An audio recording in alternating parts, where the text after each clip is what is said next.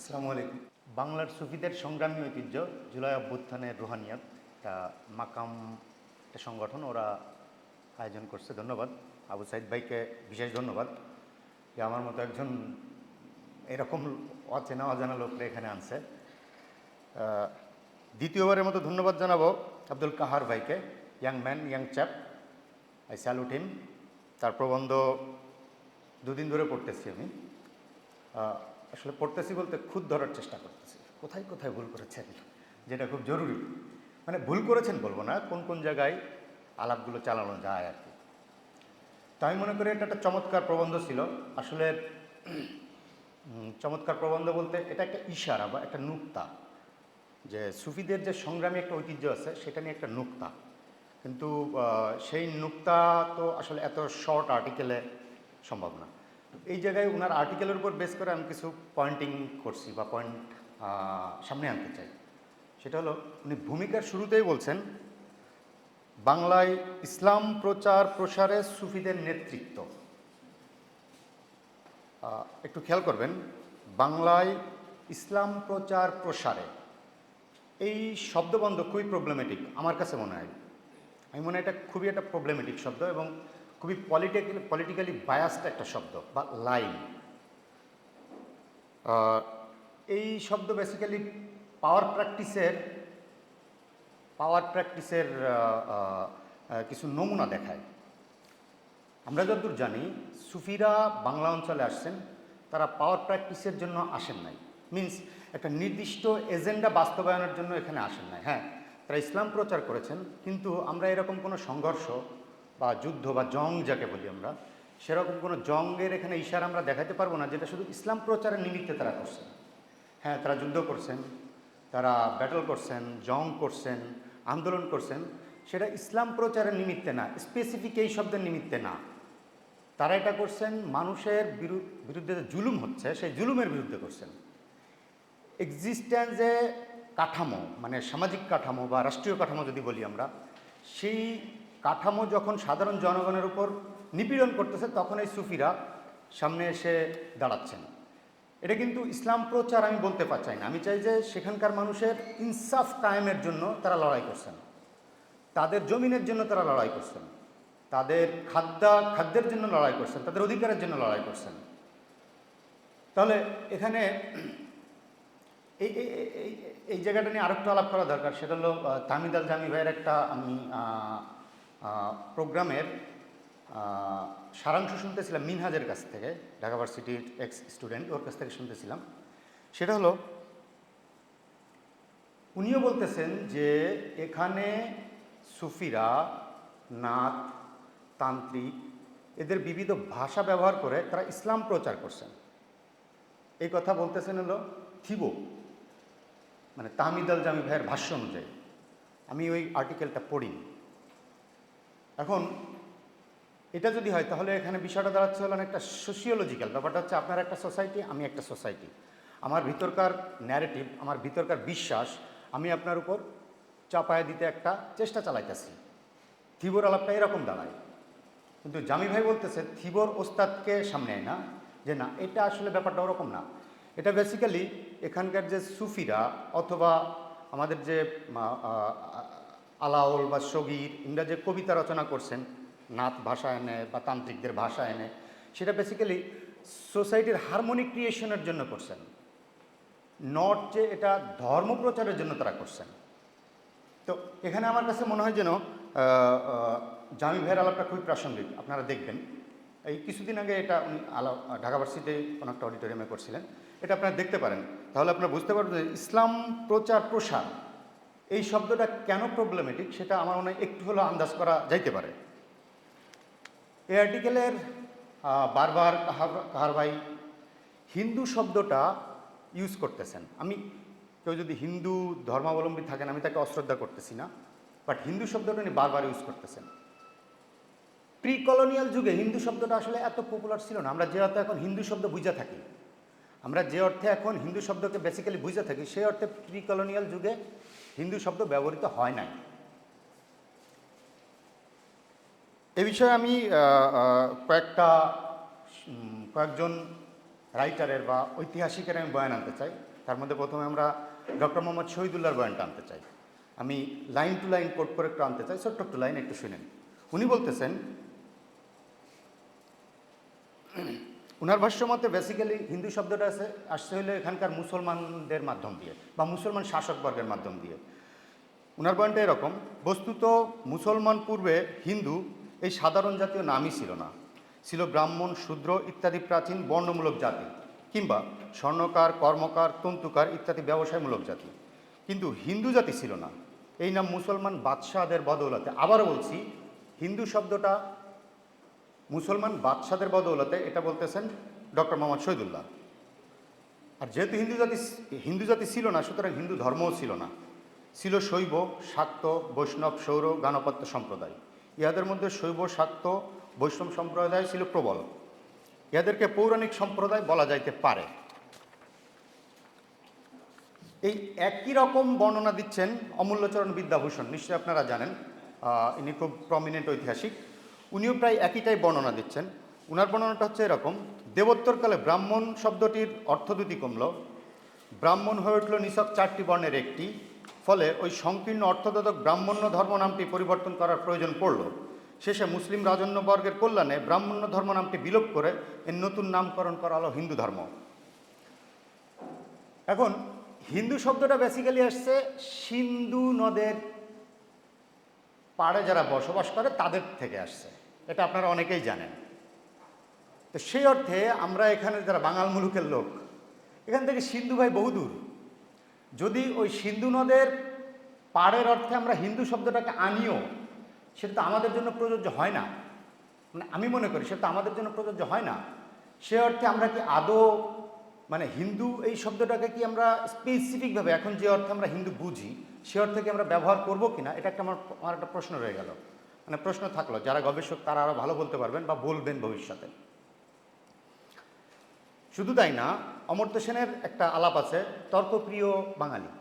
এখানে দেখবেন একটা সুন্দর বয়ান আছে। উনি বলতেছেন যে যখন ব্রিটিশরা দেশে আসলো, প্রাইমারি যে ব্রিটিশদের কথাগুলো বা ব্রিটিশদের বিভিন্ন লেখনীগুলো, সেখানে আমরা দেখতেছি তারা বলতেছে হিন্দু মুসলিম, হিন্দু খ্রিস্টিয়ান, মানে কি মুসলমানরা হিন্দু? আসলে ব্যাপারটা তা না। হিন্দের মুসলিম, হিন্দু মুসলিম, হিন্দের খ্রিস্টিয়ান, মানে সেই অর্থে আমিও একজন হিন্দু। মানে ওই সিন্ধু নদীর পাড়ের অর্থে আমিও একজন হিন্দু হয়ে উঠি। আমি বুঝাতে পারছি কিনা? সো এই শব্দ আমরা যদি ব্যবহার করতে চাই, অবশ্যই ব্যবহার তো করতেই হবে, কোনো সন্দেহ নেই, কিন্তু সেটা একটা স্পেসিফিক, সেখানে কিছু বিবৃতি, বর্ণনা, নোট থাকা উচিত বলে আমি মনে করি। ভাইয়ের আলাপের আর একটা ছিল বর্ণ প্রথা নিয়ে, খুব অনেকবার আলাপ আসছে, আপনারা মনে আর্টিকেলটা দেখছেন। তো এই বিষয় নিয়ে ক্রিটিক করছেন অনেকেই, তার মধ্যে অসীম রায়ের ক্রিটিকটাও বেশ ভালো। ইভেন ইয়াসারের কি বলে, উনি যে বাংলা ইসলাম প্রচারে সাফল্য, না রিচার্ড ইটনের কথা বলে, আকবর আলী খান, ওই স্যারের আলাপটাও কিন্তু খুব দুর্দান্ত। উনিও কিন্তু বর্ণপ্রথায় খুব একটা প্রমিনেন্ট দেখান নাই। ইভেন রিচার্ড ইটনের বয়ান, এটা তো টোটালি এটা অ্যাজ এ হোল একটা মার্ক্সীয় বয়ান, আমি আর একটু বড় করে বলি হেগেলিয়ান বয়ান। তো অ্যাজ এ হোল এই বয়ানেও কিন্তু বর্ণপ্রথা খুব একটা যে প্রমিনেন্ট হয়েছে আমি এই কথা কিন্তু বলতে চাই না, মানে ওনার টোটাল বইটাতে। সো বর্ণপ্রথাকে আমরা কি খুব বেশি এখানে প্রমিনেন্ট করবো নাকি অন্য কোনো আঙ্গিক থেকে আলাপ করবো, সেটাও জরুরি একটা বিষয় বলে আমি মনে করি।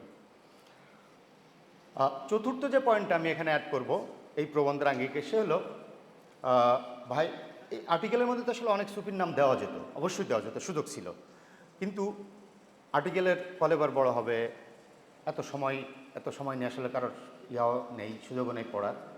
বাট এই জায়গায় দুইটা অংশ খুব যোগ করা উচিত ছিল। সেটা হলো, আমার কাছে মনে হয়েছে, সে হলো শেরপুরের পাগলায় ধুম আন্দোলন, যেটা ফকির টিপুকে দিয়ে হয়েছিল।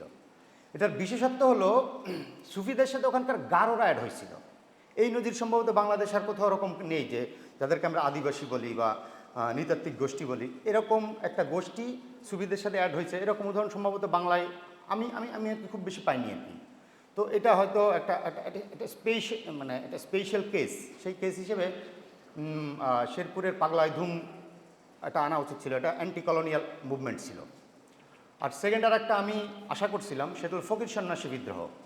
এটা আমাদের কাছে খুব প্রমিনেন্ট, কিন্তু আমরা আসলে এখনও পর্যন্ত জানি না কে কে ফকির ছিল আর কোন কোন সন্ন্যাসী ওখানে হাজির ছিল, এটা প্রত্যেকেই, হ্যাঁ কেউ কেউ মজনু শাহর কথা বলেন, সেটাও কিন্তু খুব এভিডেন্স আকারে মজনু শাহকে আমরা খুঁজে পাই না যেভাবে আমরা শাহজালাল বা অন্যদেরকে খুঁজে পাই। সো এটা একটা খুব গুরুত্বপূর্ণ যে এখানে কলন্দররা এখানে অ্যাক্টিভ ছিল। কলন্দররা আসছে, ব্যাটেল করছে, হারাই গেছে, আসছে সন্ন্যাসীরা আসছে, ব্যাটেল করছে, হারাই গেছে। এ কথার অর্থ হচ্ছে তাদেরকে কেউ আমরা সামনে পাইনি। সো এই কারণে আমার কাছে মনে হয় দুইটা মুভমেন্টই অ্যান্টি কলোনিয়াল মুভমেন্টের ক্ষেত্রে খুবই গুরুত্বপূর্ণ ছিল, যেটা সুবিদের নেতৃত্বে ঘটছিল। এইটা গেল হচ্ছে কাহার ভাইয়ের সুন্দর প্রবন্ধের কিছু, কি বলা যায়, এটা আমি সমালোচনা বলবো না, আমি বলবো যে এই পয়েন্টগুলো সম্ভবত অ্যাড করা যেতে পারে, বা ভবিষ্যতে হয়তো কাহার ভাই করবেন বা সাইদ ভাই ওনারা হয়তো করবেন। এবার আসি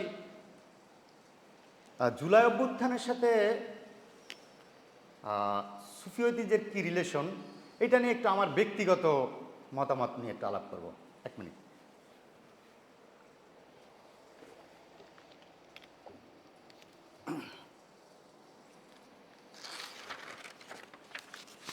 আমি একজন ম্যাঙ্গো পিপল। আমি আসলে খুব বেশি সুফি পরিভাষা সম্পর্কে আমার আইডিয়া নাই, আমি খুব বেশি জানিও না। তা আমার মধ্যে এখানে অধিকাংশই এরকম ম্যাঙ্গো পিপল। তাদের এই সুফি ঐতিহ্যের নানা শব্দ বন্ধ বয়ান টন এগুলো নিয়ে আসলে ভাই খুব একটা আইডিয়া নাই। কাল এক ছোটো ভাই বলতেছে, ভাই সুফিদের বিভিন্ন খানকায় গেছি, এরা কী সব কয়টায় আওলা জওলা লাগে আর কি, আসলে আওলা জওলা লাগে। এই কথার অর্থ হচ্ছে যে তাহলে সুফি ঐতিহ্য একটা খোপের মধ্যে আটকে আছে। যদি খোপের মধ্যে আটকে থাকে তাহলে এখন আমরা এই সময় দাঁড়ায় সুফি ঐতিহ্য নিয়ে কেন আলাপ করতেছি? ইটস মিন এটার একটা বড় রকমের সিলসিলা আছে, একটা ধারাবাহিকতা আছে, নাহলে আমরা এখানে আলাপই করতাম না। শুধুমাত্র সাধন সিদ্ধি, একটু গান বাজনা, একটু কী বলে হালকা জিকির টিকির করে এর মধ্যেই তাহলে সুফি ঐতিহ্য যদি হইতো, তাহলে এতদিন পরে, বহু বছর পরে এসে এখন আমরা সুফি ঐতিহ্য নিয়ে আলাপই করতাম না। এই কথার অর্থ হচ্ছে সামহাও আমাদের মুরব্বীরা বা সুফি ডেসক্রাইবাররা এই শব্দবন্ধগুলোকে আমাদের তরুণদের মতো করে বা আমাদের বুঝের মতো করে তারা ব্যাখ্যা করতে পারেন নাই বা সক্ষম হন নাই। আমি এটা মনে করি আর কি। অন্যরা হয়তো ডিসএগ্রি করতে পারেন, অনেকে করেনও, ফেসবুকে লেখালেখি করলে এটা নিয়ে ডিসএগ্রি করেনও। এখন কথা হলো কীভাবে আমরা এটাকে ডেসক্রাইব করতে পারি। আমি জাস্ট ছোট্ট দুইটা উদাহরণ দেব, একটা নিচ্ছের উদাহরণ আর একটা মাওলানা জালালউদ্দিন রুমির উদাহরণ। রুমি একটা শব্দ ব্যবহার করছেন ইনসানুল কামিল। এই শব্দটা সর্বপ্রথম ব্যবহার করেন সম্ভবত ইবনুল আরাবি, সম্ভবত, আমি যতদূর পাইছি। এখন ইনসানুল কামিল হলো এখনকার জমানায় আমরা বলতে পারি যে একজন সুপারম্যান টাইপ একটা চরিত্র ইনসানুল কামিল, আমি বাংলা ভাষায় বলতেছি। রুমির সংজ্ঞা অনুযায়ী ইনসানুল কামিলের একটা সংজ্ঞা অবশ্য আছে, সেই সংজ্ঞাটা হলো আপাত চৈতন্যহীন, মানে আপাত যে হিউম্যান ক্যারেক্টার, সেই ক্যারেক্টার থেকে দূরে আছে বা বিয়ন্ড দ্য হিউম্যান নেচার, সেটা দূরে আছে, সেটা হলো ইনসানুল কামিল। আমরা ইনসানুল কামিলকে আদৌ দেখছিলাম জুলাই জুড়ে কোথাও? ইয়েস, আমরা দেখছিলাম, আমি দেখছিলাম। উত্তরায় পূর্ব থানার উল্টা পাশে আজমপুরের ওখানে পুলিশ ফায়ার করতেছে, গুলি চলতেছে, টিয়ার শেল চলতেছে, 4-5টা ছেলে সাথে ওদের 2টা মেয়ে বা এরকম 4-5 জন, ওরা পেট্রোল পাম্প থেকে 3টা টিন নিল, টিন নিয়ে আস্তে আস্তে সামনে আগাইলো, গিয়ে কিছুক্ষণ পর বসে পড়লো।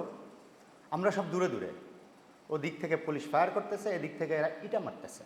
10 মিনিট সিম্পলি আমার কাছে মনে হচ্ছিল এই সময় ওই যে 5 জন ছেলে মেয়ে, তারা সিম্পলি জগতের সাথে ছিল না।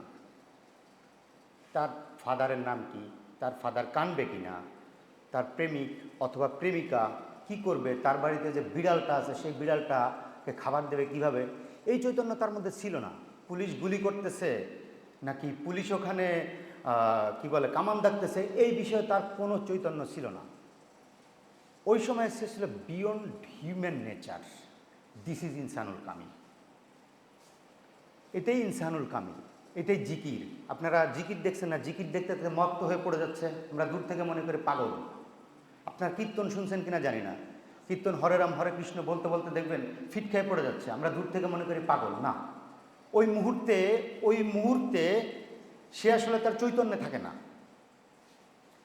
ওই মুহূর্তে সে সিম্পলি চৈতন্যে থাকে না, এটাই ইনসানুল কামিল, এটাই ফানা।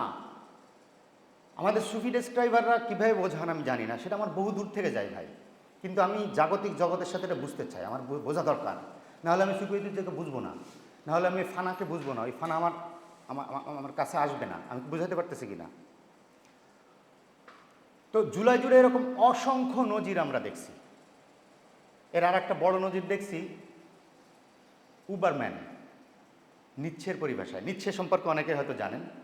নিচ্ছে কিন্তু ইকবাল বলছেন সুফি, হ্যাঁ সে ইলহাম পাইছে, কিন্তু ইউরোপিয়ান কালচারের কারণে সে একজন সুফি, পরিপূর্ণ সুফি হয়ে ওঠেন নাই। এটা ইকবালের বয়ান অনুযায়ী, আল্লামা ইকবাল।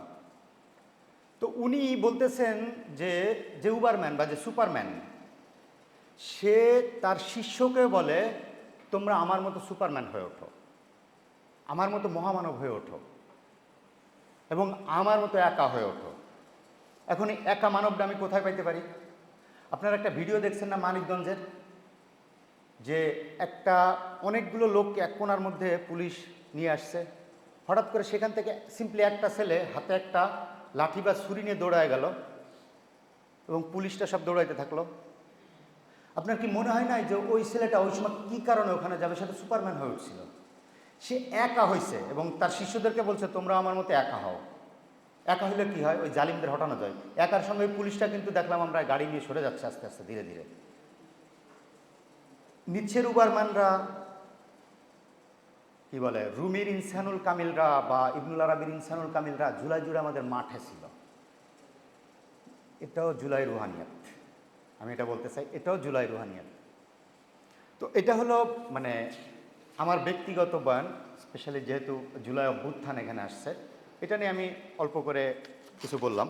আর বেশি বক্তব্য দিলে শুনতে ভালো লাগে না, বিরক্তি লাগে। এবার আসি আমাদের এখানে সুফিদের সংগ্রামী ঐতিহ্যের যে আলাপ, সেই আলাপের সমস্যাটা কোথায়? সে আলাপের সমস্যাটা কোথায়? আমরা জুলাইয়ের আগে চিন্তা করতাম বাংলাদেশে যে বাইনারি ক্রিয়েট হয়েছে, secular society as well as আমাদের হুজুর সোসাইটি, যেটাকে আমরা ক্রিটিক করে, আমাদের সেকুলার ধারার তারা আমরা ক্রিটিক করে বলি যে মোল্লা বা কাঠমোল্লা ধারা, এরকম আমরা বলে থাকি। সরি, কেউ আবার অন্যভাবে নেবেন না। এই যে বাইনারি, আমরা ভাবছিলাম যে বাইনারিটা সম্ভবত ভেঙে যাবে। ভাঙছে কিনা জানি না, কিন্তু কমছে। ভাঙছে কিনা জানি না, কিন্তু কমছে। আর কমছে জন্য আমি এখানে বয়ান দিচ্ছি। তো এখানে সুফিদের নিয়ে আলাপে এই দুই বর্গের মধ্যে একটা প্রবলেম আছে। একটা হলো আমরা যারা সেকুলার, আমরা বুঝতে চাই সুফিরা হলো একটু সাধনা করে, একটু চিপা চুপায় থাকে, একটু গান বাদ্য করে, একটু রিলিং ড্যান্স করে, মাঝে মধ্যে একটু জিকির টিকির করে, একটু মানে এরকম আমরা এভাবে চিন্তা করতে চাই।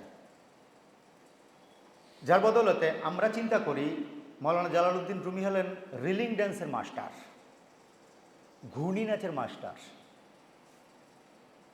কিন্তু আমরা যারা সেকুলার ধারার দিকে আসি, আমরা কখনোই বুঝতে চাই না যে উনি ঈশার নামাজ পড়ে তারপর রিলিং ড্যান্স করতে যাইতেন বা শামা গান শুনতে যাইতেন। আমরা এই অংশটুকু স্কিপ করে পরের অংশটুকু বলি। তাহলে এটা মুসিবত না? অবভিয়াসলি এটা মুসিবত। আবার আমাদের যারা আমরা ট্রেন্ডি যাদেরকে হুজুর বলি আর কি, তাদেরও প্রবলেম আছে। তারা ওই যে শামা গান শুনতে গেছে বা রিলিং ড্যান্সে গেছে, এটুক বাদ দিয়ে শুধু ঈশার নামাজের অংশটুকুই বলে। দুইটাই প্রবলেমেটিক। আমার কাছে মনে হয় দুইটাই প্রবলেমেটিক। যখন আমি রুমিকে নিয়ে আলোচনা করব বা আমি যখন মৌলভিয়া তরিকা নিয়ে আলোচনা করব, অবভিয়াসলি এর সাথে কোনোভাবেই শুধুমাত্র সঙ্গীত এবং রিলিং ড্যান্স যুক্ত না, অথবা এর সাথে শুধুমাত্রই আমরা ট্রেন্ডি যে ধর্মীয় রিচুয়াল যে প্র্যাকটিস বলি, এর সাথে শুধুমাত্র এই রিচুয়াল যেগুলো আমরা জানি আর কি, শুধু এটারই যোগসূত্র নাই, এর সাথে দুইটারই সিঙ্ক আছে। সো দুই সিঙ্ক নিয়ে আমাকে রুমির মৌলভিয়া তরিকা নিয়ে আলাপ করতে হবে, আদারওয়াইজ আমি রুমিকে বুঝতে পারবো না। নাহলে হয় সে একজন অ্যাজ ইউজুয়াল আগে যেমন ছিলেন একজন ফিকিবিদ রুমি, সেই ফিকিবিদ রুমি হবে, অথবা একজন সে বাউল ঘরানার অথবা তন্ত্র ঘরানার একজন সাধক হবেন, যেটা প্রবলেমেটিক। এখন তাহলে কি আমরা বলবো যে মানে এই যে শুধু সাধনার ধারা বা এই ধারার মধ্যেই কি আমরা সুফিদেরকে আটকায় রাখবো? যদি আটকায় রাখবো তাহলে তো এই আলাপি দেওয়ার দরকার ছিল না। বাংলার সুফিদের সংগ্রামী ঐতিহ্য, এই আলাপি দেওয়ার দরকার ছিল না। ছিল কি? ছিল না, নেভার। কিন্তু মজার বিষয় হচ্ছে আমাদের এখানের অসংখ্য খানকার যারা ভক্ত আসে এখানে, তারাও সুফিদেরকে ওই সাধনা বেস, পঞ্চ ইন্দ্রিয় অমুক তমুক এরকম জায়গায় দেখতে চায়। এরকম একটা বড় সংখ্যা আছে, আমার পরিচিত অনেকেই আছে। তাহলে এটা একটা প্রবলেমেটিক জায়গা। তাহলে আমরা কি করব? সুফিদেরকে ওই ঘর থেকে বের করে আনবো, কিন্তু বের করে আনলেও মুশকিল আছে। তাহলে তাদেরকে রাজনীতি করতে হবে। রাজনীতি বলতে আমরা যে অর্থে রাজনীতি বুঝি, মানে পার্টিজান রাজনীতি করতে হবে অথবা ক্ষমতার রাজনীতি করতে হবে। তো সেই কাজ তো ভাই ইবনে তাইমিয়ার জ্ঞানতত্ত্ব দিয়ে আমরা তো হাসান আল বান্না, ব্রাদারহুড, ইভেন পাকিস্তানের কি বলে মৌদুদি সাহেব, তাদের মধ্যে তো আমরা দেখি। ইভেন হাল জামানার জনপ্রিয় হিজবুত তাহরির, তাদের মধ্যে তো আমরা দেখি ক্ষমতার রাজনীতি, ক্ষমতায় যাওয়ার রাজনীতি। তো এর সাথে তো as usual Awami League, BNP এদের কোনো ভেদ নাই। তাহলে সুফিরাও যদি এই পার্টিজান রাজনীতিতে আশা পড়ে, কথার কথা, আমরা যদি সুফিদেরকে পার্টিজান রাজনীতিতে আশা পড়ে, তাহলে সুফিদের সাথে তার পার্থক্য কী ভাই? এই যে ওহাবিদের বাড়বাড়ন্ত বা সালাফ ধারণার যে বাড়বাড়ন্ত, সেই বাড়বাড়ন্তের বিরুদ্ধে তাহলে সুফিদের ইয়া কোথায়, মানে এক্সিস্টেন্সিয়ালিস্ট জায়গাটা কোথায়? এটা একটা প্রশ্ন হওয়া উচিত বলে আমি মনে করি। তাহলে সুফিরা ঠিক কীভাবে রাজনীতি করবে, কোন আঙ্গিকে রাজনীতি করবে? সেটা কি পলিটিক্যাল হয়ে রাজনীতি করবে নাকি পলিটিক্যাল পার্টিজান হয়ে রাজনীতি করবে, সেটা সুফিদের ভাবতে হবে, অথবা সুফি খানকাগুলোর ভাবা দরকার আছে। দেখেন, আমি সাইদের কোলে বসে সাইদের কাছ থেকে ইয়া নিতে পারি, সুযোগ সুবিধা নিতে পারি। সাইদকে ক্রিটিক করে আমি সুযোগ সুবিধা নিতে পারি। মানে আমি বলতেছি যে আমি পলিটিক্যাল হয়ে উঠতে পারি পলিটিক্সে ক্রিটিক করে, অথবা পলিটিক্সের যে শাসক গোষ্ঠী বা ক্ষমতাবানরা আছে তাদের কোলে বসেও করতে পারি। বিগত 15 বছরে আমরা যেটা দেখলাম, অথবা বিগত 20 বছর, অথবা বিগত 30 বছর আমরা যেটা দেখলাম, আমাদের এখানকার ম্যাক্সিমাম মুরব্বী, সুফি ঘরানার সুন্নি অন্টোলজির মুরব্বীরা এবং সেই সাথে এখানকার ঘরগুলো, তারা সিম্পলি ক্ষমতার কোলে বসলো মোটা দাগে। আমরা জুলাই দেখলাম যে, জুলাইয়ের আগে থেকেই আমরা দেখতেছিলাম যে তরুণরা এটার বিরোধিতা করতেছে, ব্যাপকভাবে বিরোধিতা করতেছে। এইসব তরুণ, ওইসব তরুণ, এরকম নানা তরুণরা এই মুরব্বীদের বিরোধিতা করতেছে। এই কথার অর্থ হইল আপনারা পলিটিক্যাল হন। পলিটিক্যাল মানে ক্ষমতায় যাওয়া না, পলিটিক্যাল মানে পার্টিজান হওয়া না।